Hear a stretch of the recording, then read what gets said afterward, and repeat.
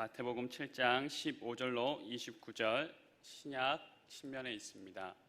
말씀의 제목은 열매로 알리라입니다. 15절부터 교독하겠습니다. 거짓 선지자들을 삼가라. 양의 옷을 입고 너희에게 나오나 속에는 노략질하는 일이라.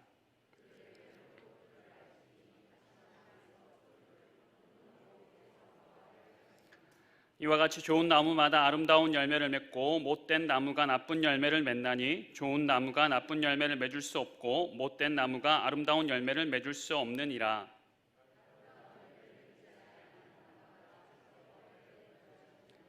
이러므로 그들의 열매로 그들을 알리라.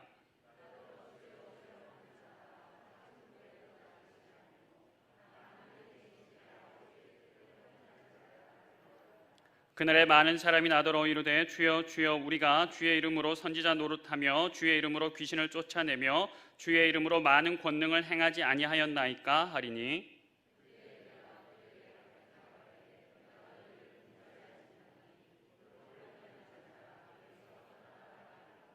그러므로 누구든지 나의 이 말을 듣고 행하는 자는 그 집을 반석 위에 지은 지혜로운 사람 같으리니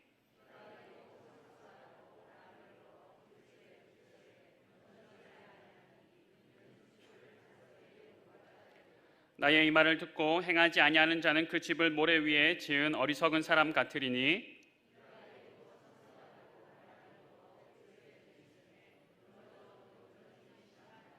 예수께서 이 말씀을 마치심에 무리들이 그의 가르치심에 놀라니 이는 그 가르치시는 것이 권위 있는 자와 같고 그들의 서기관들과 같지 아니함일러라. 아멘. 지난 4주간 오늘까지 산상수훈을 4번째 지금 나누고 있습니다. 이제 산에서 내려갈 때가 되었습니다.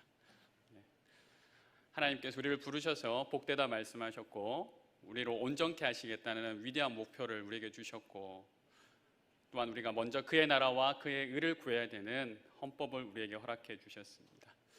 마지막으로 내려가기 전에 우리에게 말씀하실 텐데요. 그 말씀이 오늘 우리를 위로하시고 또 능력을 주시는 복된 말씀 되길 간절히 소망합니다. 2016년이었습니다. 교회의 위로와 격려로 유럽 종교개혁지를 탐방하게 되었습니다. 체코로 들어가세요. 그리고 이탈리아, 스위스, 프랑스, 영국을 통해서 종교개혁의 흔적을 또 보고 또 느끼는 복된 시간을 가지게 되었습니다. 그 귀한 시간 가운데 여러 많은 것들을 느꼈는데요. 그 가운데서 중요한 걸 하나 느낀 것에 있어서 나누고자 합니다. 바로 그것은 가이드가 참 중요하다라는 것입니다. 가이드가 참 중요하다. 여행을 하신 분들은 무슨 말씀인지 잘 아실 겁니다. 어떤 가이드를 만나냐에 따라서 그 여행은 즐겁기도 하고 괴롭기도 하죠. 그런데 저는 가이드를 잘 만나서요. 특별히 박물관에 가서 이 조각상이, 이 그림이 무엇을 말하고자 하는 것인지 그냥 갔으면 전혀 알지 못했을 텐데 좋은 가이드 덕분에 그곳에 가서 그 조각상이 살아있는 것 같고 그 그림이 말하고자 하는 것이 무엇인지 저에게 가까이서 말하는 것처럼 느낄 수 있는 복된 시간을 가지게 되었습니다. 오늘 이 시간 우리의 가이드 되시는 성령 하나님께서 또 성경을 해석해 주시고 밝게 알려주셔서 그 길을 우리가 따라갈 때에 주시기 원하신 귀한 은혜를 경험하는 복된 시간 되길 간절히 소망합니다. 성령의 조명이라고 하는데 오늘 오전 10시 30분에 그 셀 리더 훈련 시간에 우리 김부림 목사님 성령의 조명에 대해서 말씀하셨습니다.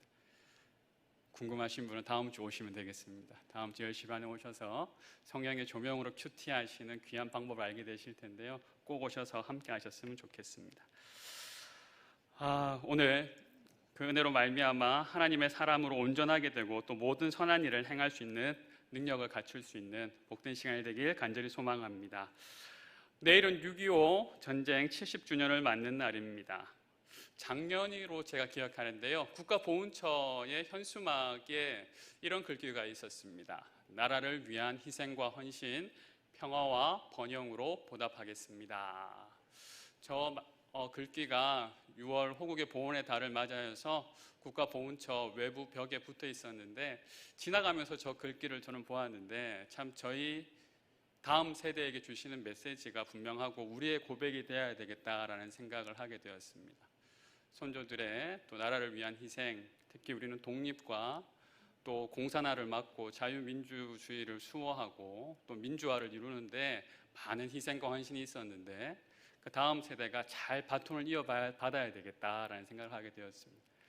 잘 바톤을 이어받기 위해서 필요한 것이 있었는데, 그것은 바로 기억하는 것이었습니다.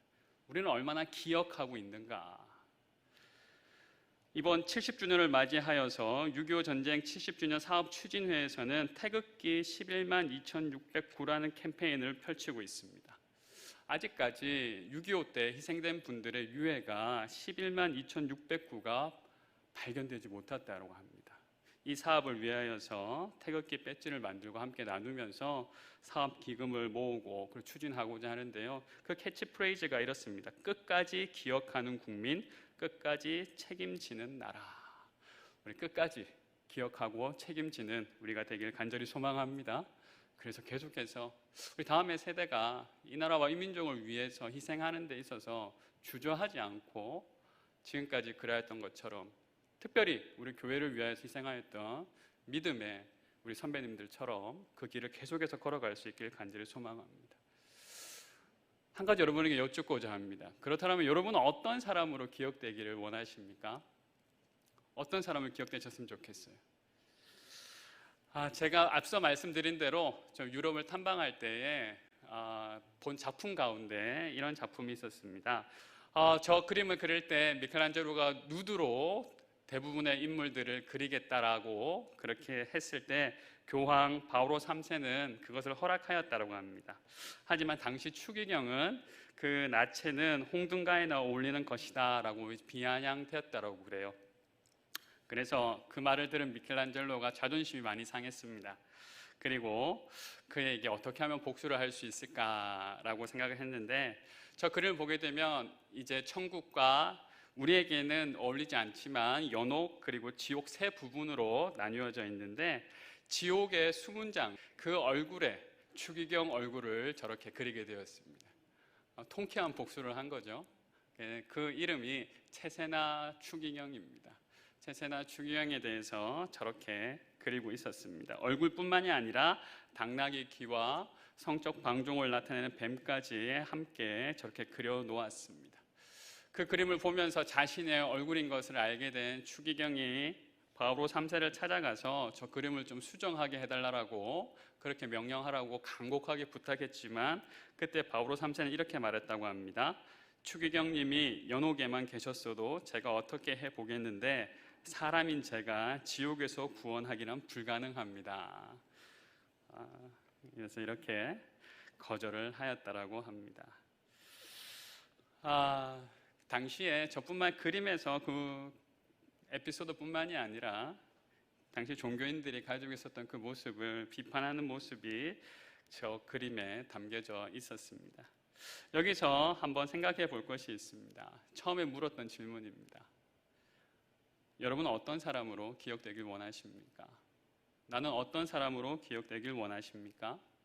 저는 사실 500년 전에 채세나 추기경이 어떤 삶을 살았는지 전혀 모릅니다. 한 가지 알게 된 것이 바로 이 미켈란젤로의 기록 덕분입니다. 저는 채세나 추기경의 인생을 다 알지 못하지만 한 가지 아는 것은 지옥 문지기로 합당한 사람이라는 것입니다.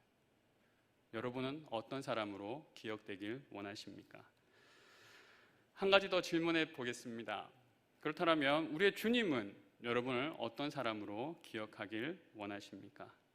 오늘 본문 말씀 23절입니다. 본문 말씀은 앞에 화면에 나오지 않습니다. 가지고 오신 성경을 보시면 되겠습니다. 본문 23절을 다시 한번 읽겠습니다. 시작. 그때 내가 그들에게 밝히 말하되 내가 너희를 도무지 알지 못하니 불법을 행하는 자들아 내게서 떠나가라 하리라. 아멘. 내가 너희를 도무지 알지 못하니. 요즘 어머님께서 주신 배를 먹고 나서의 경험인데요. 어머니께서 배가 맛있냐라고, 어떤 맛이냐고 이렇게 물으셨습니다. 근데 순간적으로 대답할 말이 없었어요. 왜냐하면 맛이 없었기 때문입니다. 근데 우리가 보통 맛이 없다라고 할 때는 맛이 나쁘다라는 뜻이잖아요. 근데 그때 어머니가 주신 배는 진짜 맛이 없었습니다. 그냥 나쁜 맛도 아니라 아예 맛이 나지 않는 배, 혹시 드셔보셨습니까? 주님이 우리를 기억할 때 맛이 나지 않는 거예요. 씹히는 것 같은데 나쁜 맛도 아니고 좋은 맛도 아닌 아무 맛도 안 나는 거예요. 내가 너희를 도무지 알지 못하겠다. 우리 주님 나를 어떻게 기억하셔야 되겠습니까? 그때 나를 주님을 만날 때, 그때 주님을 만날 때죠. 주님을 만나서 주님이, 나는 주님이 기억하지 못하는 사람인가? 아니면 너무 왜 이렇게 늦게 왔냐? 주님이 너무 만나기를 기다린 사람, 만나길 원하는 기다리는 사람이 될 것인가? 주님이 알지도 못하는 사람인가? 아니면 주님이 너무나 잘 아는 사람, 주님이 알아주시는 사람이 될 것인가? 우리 모두가 주님이 알아주시는 사람, 주님께 기억되는 사람이 되길 간절히 소망합니다. 그렇다면 어떻게 우리 인생이 주님이 알아주시는 인생, 주님께 기억되는 인생이 될 수 있을까요? 첫 번째로는 예수님의 생명을 소유한 사람이 되어야 됩니다. 13절 말씀 우리 다시 한번 읽어볼까요? 함께 읽겠습니다. 시작. 좁은 문으로 들어가라. 멸망으로 인도하는 문은 크고 그 길이 넓어 그리로 들어가는 자가 많고. 14절입니다. 생명으로 인도하는 문은 좁고 길이 협착하여 찾는 자가 적음이라. 우리 주님께서 우리에게 말씀하십니다. 좁은 문으로 들어가라. 좁은 문으로 들어가라. 크고 넓은 문은 드나들기 쉽고 편한 문입니다. 그렇겠죠. 전혀 들고 나는 데에 불편함이 없는 문이 큰 문입니다. 그래서 사람들이 많이 들어갑니다. 그러나 그 문은 멸망으로 인도하는 문이라고 합니다. 좁은 문, 협착한 길은 어렵고 괴로운 일입니다. 그래서 사람들이 많이 가지 않습니다. 그러나 그 문을 지나면 생명으로 인도하는 길을 걷게 됩니다. 당연히 우리는 어떤 길을 걷겠다고 결단할까요? 생명으로 인도하는 길을 걷겠다라고 생각할 것입니다. 하지만 실질적으로 그렇게 하기는 그리 쉬운 일은 아닙니다.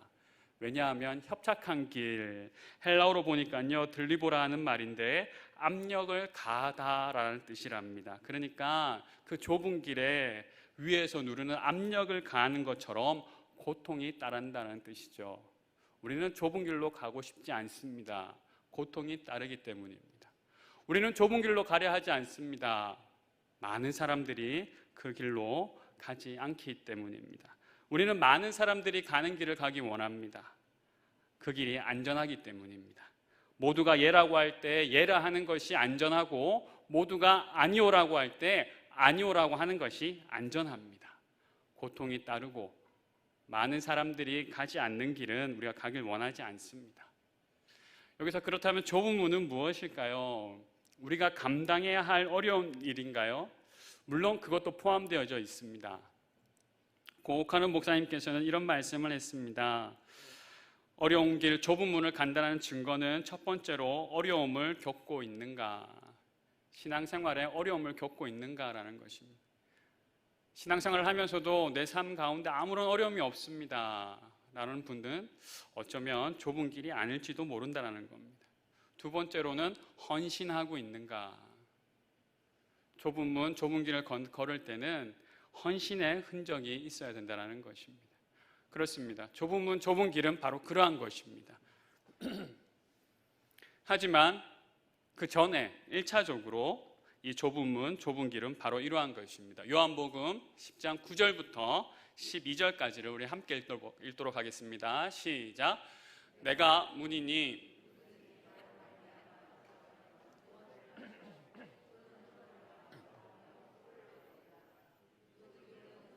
도둑질하고 죽이고 멸망시키려는 것뿐이요 내가 온 것은 양으로 생명을 얻게 하고 더 풍성히 얻게 하려는 것이라.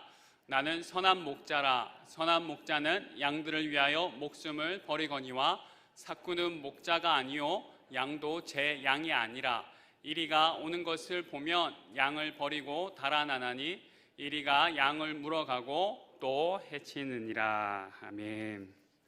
1차적으로 문이라는 것은 내가 문이라고 말씀하신 예수 그리스도, 그 생명의 문 대신 예수 그리스도를 말합니다. 그러니까 먼저 우리가 주님이 알아주는 사람이 되기 위해서는 양의 문이 대신 생명의 문이 대신 예수 그리스도께 나아가야 되고 그 문으로 들어가야 한다는 것입니다. 예수님께 들어가서 그 안에 있는 생명을 얻은 사람이 되어야 됩니다. 그리고 예수님이 주는 것으로 먹고 자라는 사람입니다. 여기에 생명이 있나 다른 곳에 기웃거리지 않는 사람입니다. 다른 사람이 안 가도 예수님만 믿는 사람입니다. 어렵고 힘든 일이 와도 예수님만 믿는 사람입니다. 예수님의 생명을 소유한 사람입니다. 얘가 예수님 믿는 거, 이런 질문할 때가 있죠. 내가 예수님 믿는 거 누가 알아주나? 그렇게 생각할 때 예수님 믿는 거 누가 알아주나 말씀을 읽었죠. 10장 12절 보니까 우리 주님께서 우리를 알아주신다라고 분명히 얘기하고 있습니다. 10장 14절 15절을 함께 읽도록 하겠습니다. 시작. 나는 선한 목자라. 나는 내 양을 알고 양도 나를 아는 것이 아버지께서 나를 아시고 내가 아버지를 아는 것 같으니 나는 양을 위하여 목숨을 버리노라. 아멘. 양을 위하여, 우리를 위하여 목숨을 버리신 목자 되신 우리 주님께서 주님만 믿는 우리를 알아주신다라는 것입니다. 우리가 어떻게 예수님께서, 우리 주인 되신 예수님께서 기억되는 인생이 될 수 있을까요? 첫 번째 우리가 해야 될 일은 우리의 문이 되시는 예수 그리스도께 나아가서 예수님의 생명을 소유한 사람이 되어야 됩니다. 한 걸음 더 나아가서 두 번째로 우리가 예수님께 기억되는 인생이 되기 위해서는 예수님의 열매를 맺는 사람이 되어야 됩니다. 우리 15절 말씀 함께 보시겠습니다. 함께 읽을까요? 시작. 거짓 선지자들을 삼가라. 양의 옷을 입고 너희에게 나아오나 속에는 노략질하는 일이라. 거짓 선지자와 참 선지자를 잘 구별해야 됩니다. 이 거짓 선지자와 참 선지자를 잘 구별하기 위해서는 어떻게 해야 되느냐? 그 열매로 확인을 하셔야 됩니다. 16절 말씀 한번 보시겠습니까? 16절. 그들의 열매로 그들을 알지니. 그렇죠. 그리고 20절 말씀입니다. 이러므로 그들의 열매로 그들을 알리라. 그러니까 이 사람들이 거짓 선지자를 삼가라라고 말씀하셨는데 거짓 선지자를 어떻게 구별할 수 있느냐면 그들의 열매를 보고서 구별할 수 있다는 것이죠. 겉과 속이 같은 표리 일치한 사람인지 겉과 속이 다른 표리 부동한 사람인지 그 열매를 보면 알 수 있다는 겁니다. 그런데 그것도 만만치 않은 일이에요. 거짓 선지자들이 눈속임의 대가들입니다. 대가들. 어떤 눈속임을 했습니까? 22절 한번 보십시오. 22절 보시면 예수님의 이름으로 선지자 노릇도 하였다고 말하고 예수님의 이름으로 귀신도 쫓았다라고 말하고 예수님의 이름으로 많은 권능도 행했다라고 합니다. 여기서 우리가 알 수 있는 것은 선지자 노릇, 귀신을 쫓아내는 것, 그리고 많은 권능을 행하는 것은 좋은 열매가 아니라는 것이죠. 주님의 말씀에 의하면 이 선지자 노릇, 그리고 예수님의 이름으로 귀신을 쫓고 권능을 행하는 것이 좋은 열매가 아닙니다. 좀 헷갈리시죠? 열매가 좋은, 열매를 보고 판단을 하라고 했는데 이 열매가 좋은 열매가 아니라고 하니까 너무나 어렵습니다. 겉과 속이 같은지 알기 위해선 열매를 보라고 하셨는데 열매를 봤는데 그것도 아니라고 하시면 우리는 어떻게 판단해야 됩니까? 다시 생각해 봐야 됩니다. 우리가 지금 포인트를 두고 집중해야 되는 것은 그러니까 열매가 아니라는 것입니다. 열매를 보고서 열매로 말미암아 판단을 할 때에 그 열매 자체에만 우리가 집중하면 정확한 판단을 할 수 없다라는 거예요. 그러면 어떻게 해야 됩니까? 우리가 포인트를 둘 때 결과가 어떠냐, 하고 싶은 말이 뭐냐, 그래서 어떻게 됐냐, 그래서 뭘 하면 되는데 우리는 결과에 집중하며 과정이 결과만큼 중요하다라고 하곤 말은 하지만 결과가 좋으면 과정 또한 좋다라고 이해하고 있습니다. 또한 그렇게 강요하고 있습니다. 하지만 주님은 결코 그렇게 말씀하지 않습니다. 주님은 좋은 열매를 맺으라고 강조하지 않으세요. 그러니까 말씀을 보시면 주님은 좋은 열매를 맺으라고 강조하신 적이 없습니다. 그래서 선지자 노릇도, 귀신 쫓음도, 권능 행함도, 제자 훈련 받음도, 셀 리더도 하고, 단기 선교도 가고, 교사도 하고, 모든 직분을 맡아서 모든 예배에 참석해도 나는 너를 모른다라고 하는 말을 들을 수 있다라는 것입니다.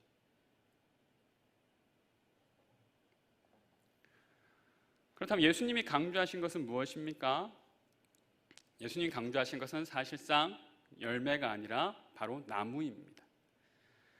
좋은 열매를 맺을 수 있는 방법은 그러니까 좋은 나무에 붙어 있는 겁니다. 요한복음 통하여서 왜 그런가 말씀드리도록 하겠습니다. 요한복음 15장 4절 5절 말씀입니다. 우리 함께 읽어볼까요? 시작. 내 안에 거하라 나도 너희 안에 거하리라. 가지가 포도나무에 붙어 있지 아니하면 스스로 열매를 맺을 수 없음같이 너희도 내 안에 있지 아니하면 그러하리라.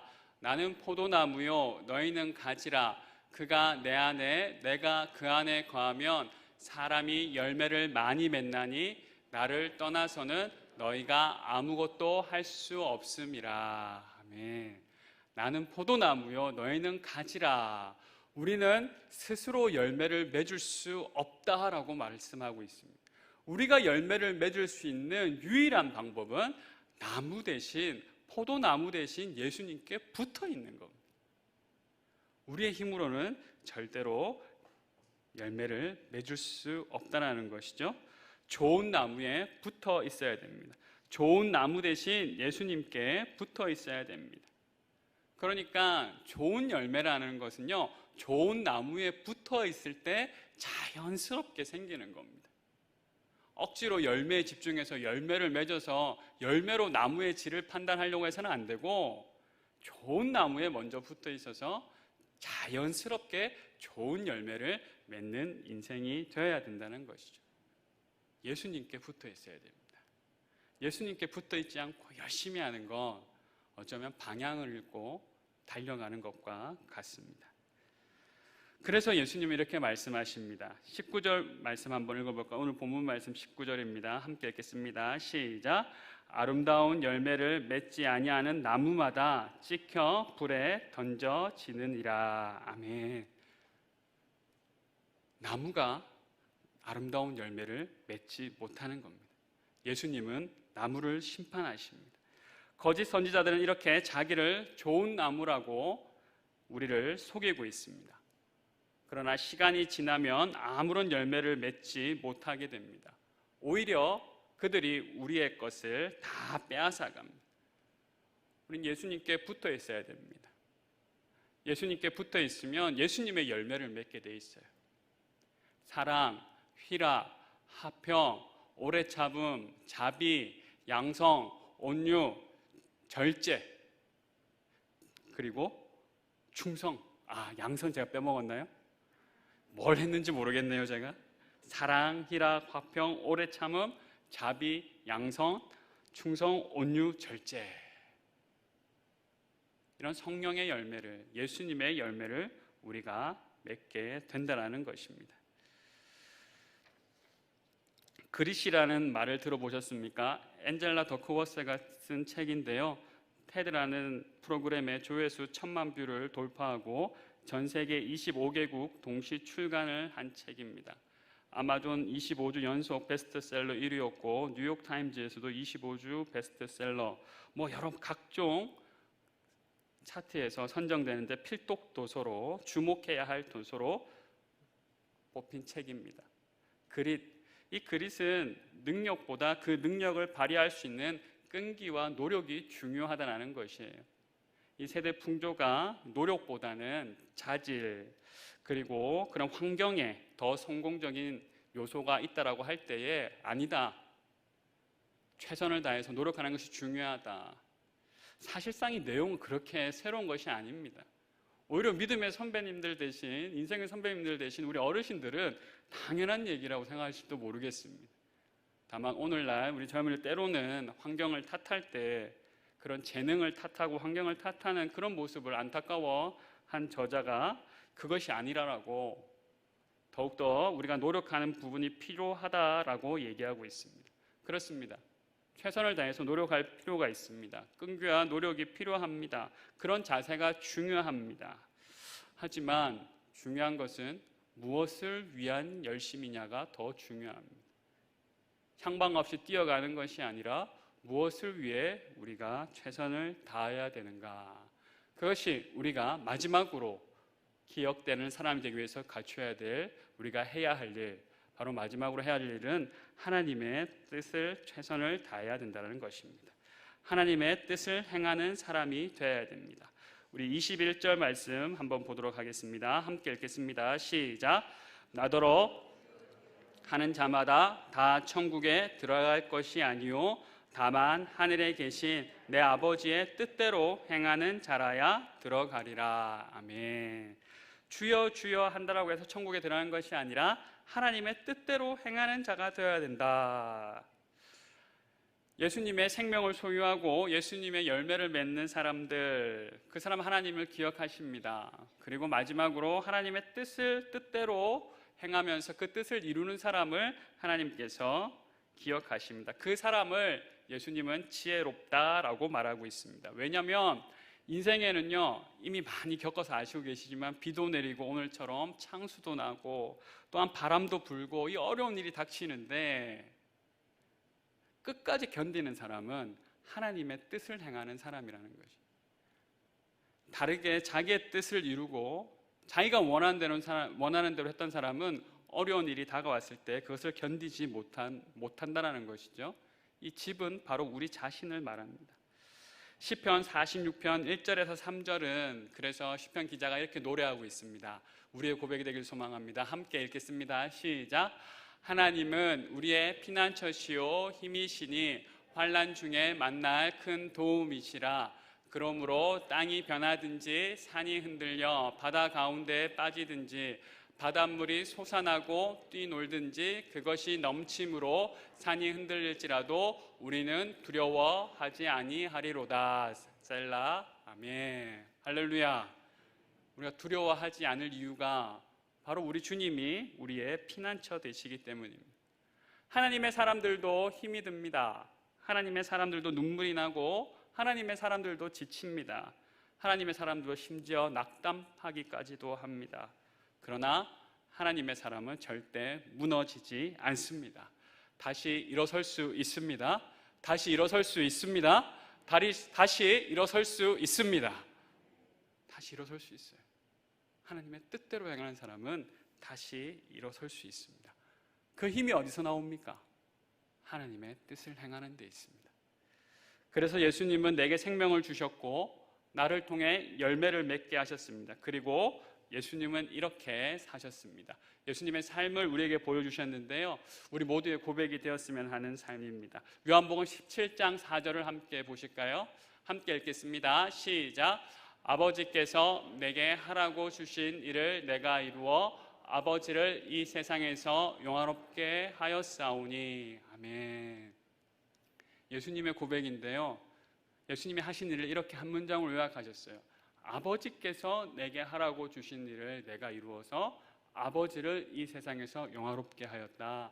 하나님께 영광을 돌렸다라는 것입니다. 예수님이 무슨 일을 하셨습니까? 하나님이 하라고 하신 일, 하나님의 뜻을 이루는 일을 하셨다는 겁니다. 우리가 하나님께서 우리에게 하라고 하신 일을 감당함으로 하나님께 영광 돌릴 수 있는, 하나님께 기억되는 복된 인생 되길 간절히 소망합니다. 우리 하나님이 하라고 하신 일이 무엇인지 그것을 발견하는 것이 가장 중요합니다. 나에게 무슨 일을 하라고 하셨는가? 이런 자세가 우리에게 요구됩니다. 그래서 열심히 하는 것도 중요하지만 나에게 하라고 하신 하나님의 뜻, 그 뜻을 우리가 함께 이루어 가야 됩니다. 사실 미켈란젤로와 동명이어서 좀 다르게, 사실 미켈란젤로로 불러야 되지만 그가 태어난 지역의 이름으로 불려지는 미술가가 있습니다. 바로 카라바조라는 미술가입니다. 그의 이름은 미켈란젤로 메디치 다 카라바조인데요. 카라바조의 미켈란젤로라는 말인데, 앞서 천지창조와 최후의 심판을 그린 미켈란젤로와 동명이인이어서 미켈란젤로라 부르기보다는 카라바조라고 불리는 사람입니다. 제가 이제 미술관을 가서 가장 인상 깊게 본 그림은 바로 이 그림입니다. 카라바조가 그린 그리스도의 매장이라는 그림이에요. 사실 이 분의 그림 가운데서도 그렇게 많이 주목받는 그림은 아닌 것 같아요.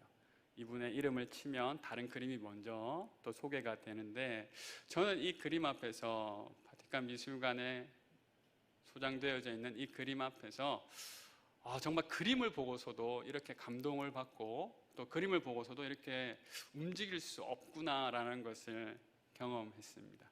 한때 그래서 제 이제 SNS의 배경화면이 되기도 했었는데요. 저기 누워 계신 저분은 이제 그리스도이십니다. 예수 그리스도께서 십자가 달리셔서 이제 매장되기 직전에 이제 제자들이 그 예수님의 몸을 이동하는 장면인데요. 저 뒤에 지금 사실 그림이 조금 안 보이긴 하는데요. 요한이 예수님의 참 제자로 사랑하시는 제자라고 설명되어지고 있는 요한이 뒤에 있고, 또 마리아가 있고, 세 분의 마리아가 있습니다. 그리고 그 앞에 빨간 망토를 입고 있는 사람, 저분이 니고데모라고 합니다. 니고데모라고 이제 그려진 저분이 저 시선이요, 저를 가만히 아무것도 할 수 없게 만들었어요. 그림을 보고 있는데 저 시선과 제 눈이 딱 마주쳤어요. 사실 눈동자는 잘 보이지 않아요. 너무 그림을 잘 그려서 마치 저 시선이 저를 바라보고 있는 것처럼, 그리고 저에게 질문하는 것처럼 그렇게 보이기 시작했습니다. 당신은 뭐 하고 있습니까? 당신은 거기서 뭐 하고 있습니까? 저에게 묻는 것 같았어요. 여러분은 뭐라고 대답하시겠습니까? 오늘 말씀을 들은 우리 모두가 그 질문에 이렇게 대답했으면 좋겠어요. 저는 예수의 문으로 들어갔습니다. 전 예수님의 열매를 맺고 있습니다. 그리고 하나님께서 하라고 하신 일을 이루어서 하나님께 영광 돌리고 있습니다. 이렇게 당당하게 대답할 수 있는 우리 늘푸른 교회의 모든 성도님들 되시길 주님의 이름으로 축복합니다. 이제 산에 있을 때가 아닙니다. 이미 우리는 우리의 삶의 현장 가운데 있습니다. 들은 말씀대로 우리가 열심히 복받은 자로서 하나님의 뜻을 이루면서 하나님 먼저 그의 나라와 그의 의를 이루고, 또 마지막 때 주님 부르실 때 주님께서 기억되시는 삶을 평생 살아갈 수 있길 간절히 소망합니다. 함께 기도하겠습니다.